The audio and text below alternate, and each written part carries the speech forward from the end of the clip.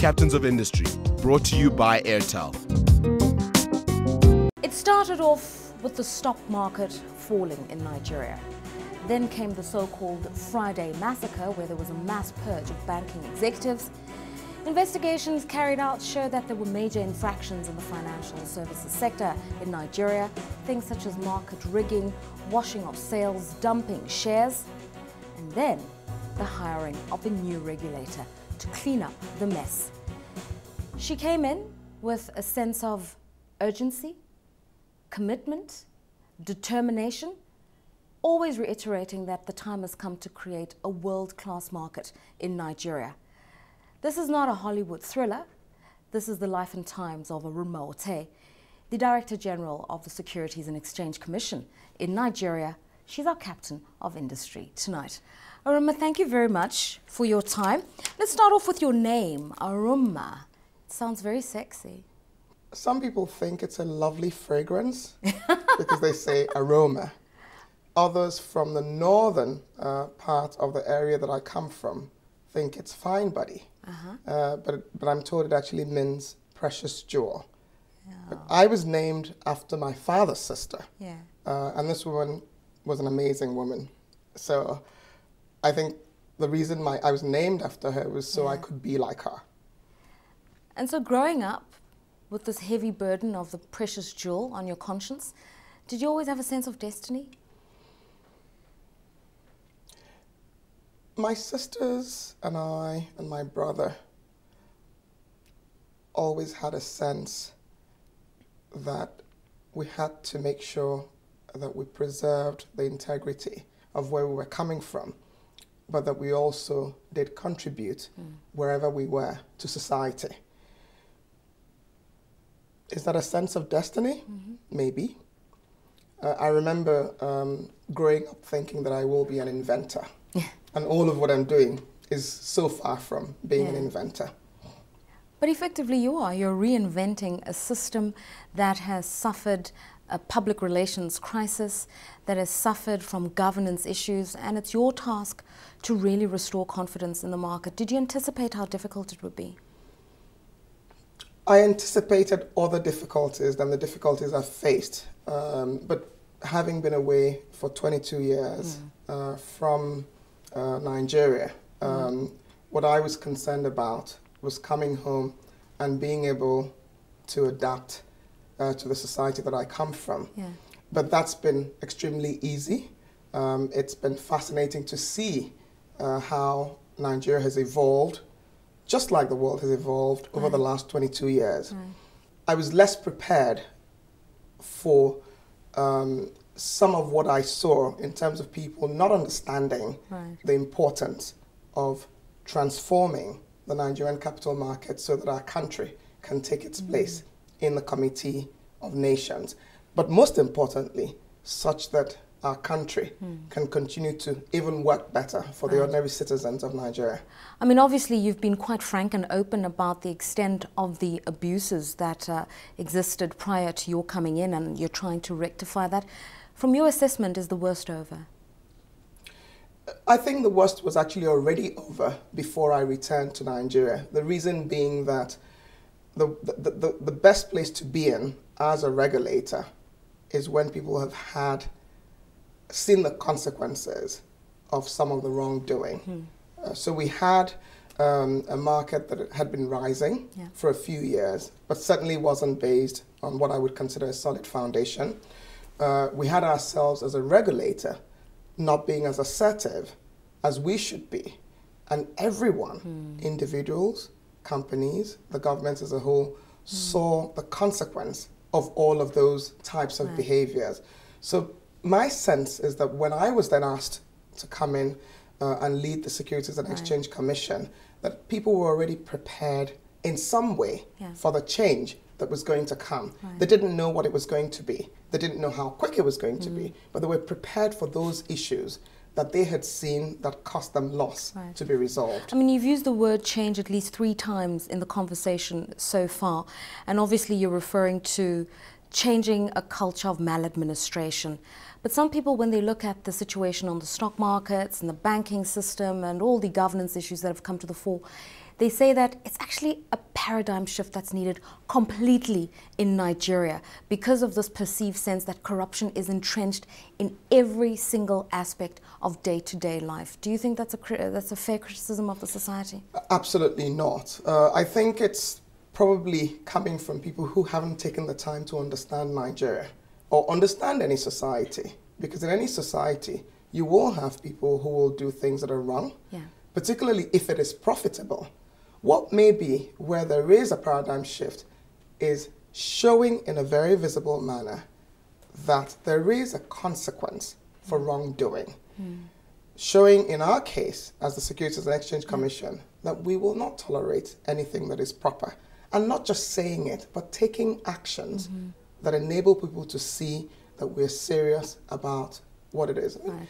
Human beings all over the world focus on self-interest. Exactly. I mean, when you look at what's happened with the global financial crisis around the world, if people have an opportunity to bid the system, they will bid it. If it is profitable, they'll even bid it quickly. And so what you must make sure is that you change behaviors such that people focus on it being more profitable to do the right thing. Do you not think you're being just a little bit philosophical and possibly even over-optimistic? What you can do is introduce new codes of governance, new standards, best practice, and you can regulate and you can introduce penalties. But ultimately, are you changing people's consciousness? Are you saying to people, you can be a better person in the way in which you operate in Nigeria?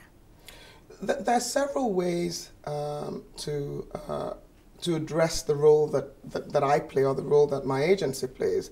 First, it's to clarify what those standards are. Because in many cases, people were not even aware of what those standards were. And to outline what the consequences are of not complying with those standards.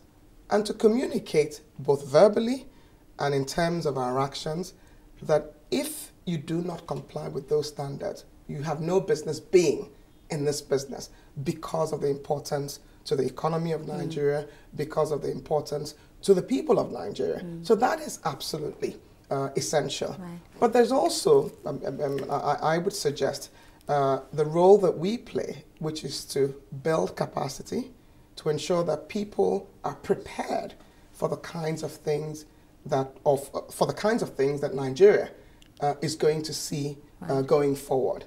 Because I mean, the opportunities for Nigeria are amazing. And so we need to be prepared, and we need to lay the foundation for preparing for the Nigeria that we would like to see, and also for the Nigeria that we would like to leave for our children and our grandchildren. Okay, going forward, how much more work is needed? We know that at the moment stock brokerages are being investigated, a tribunal will be set up. We know that you're introducing issues around capital adequacy for some of these brokerages.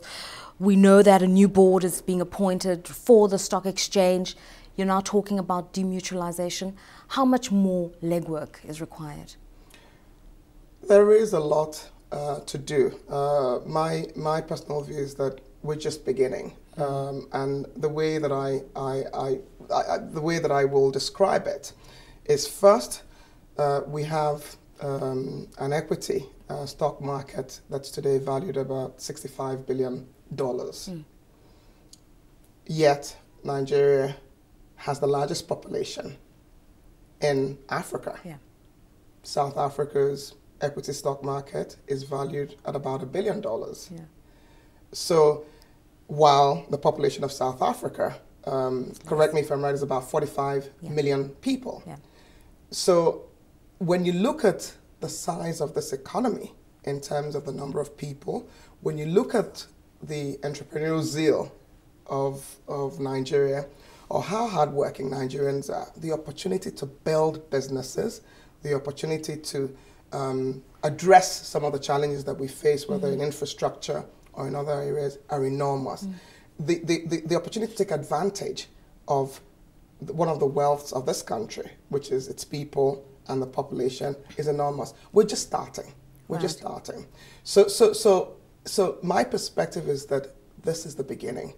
The best is actually yet to come in several ways, in terms of product offerings, in terms of the companies that will be listed on the Nigerian Stock Exchange, in terms of course, the stock exchange being that true platform for companies, whether in Nigeria or outside of Nigeria, to list.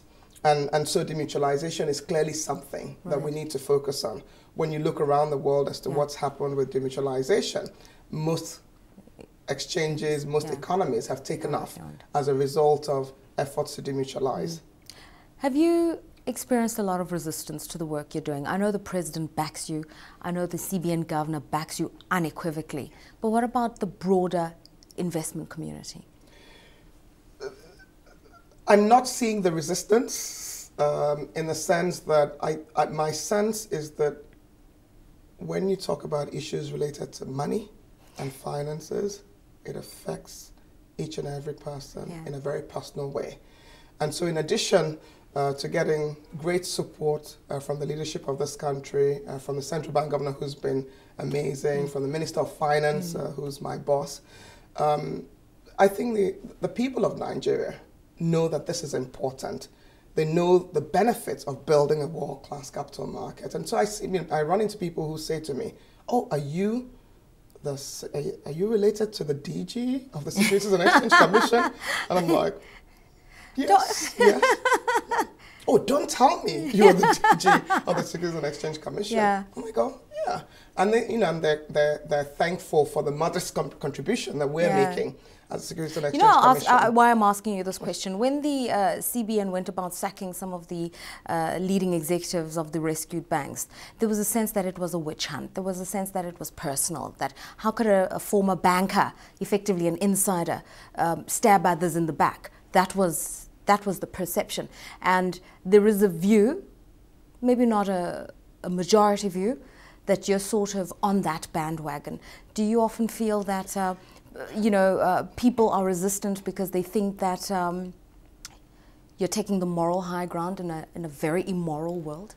Well, first, I think the central bank governor's perspective is a little different because he's been living and working in our environment for some time. So maybe it's a little bit easier for me to come in and focus on what is important for our country and what is beneficial for Nigeria. But to respond to your specific question as to whether there are people who think, why is this happening? Of course there were people who were benefiting from the previous system. There were people who grew their own incomes at the expense of all Nigerians through some of the market abuses. They would like the status quo. It's normal. It's normal human behavior. But the rest of us Nigerians want Nigeria to work for all of Nigeria. We want Nigeria to work for the continent of Africa. My sense, coming from the background that I come from, is that where Nigeria goes is actually where Africa will go. And so it is important that we address these issues. This country has such great potential. There's so many positive things about it. And so we shouldn't let bad eggs color the image of Nigeria as a whole. So I do think there are people who would not be happy with what we're doing, but the generality of Nigerians, I expect,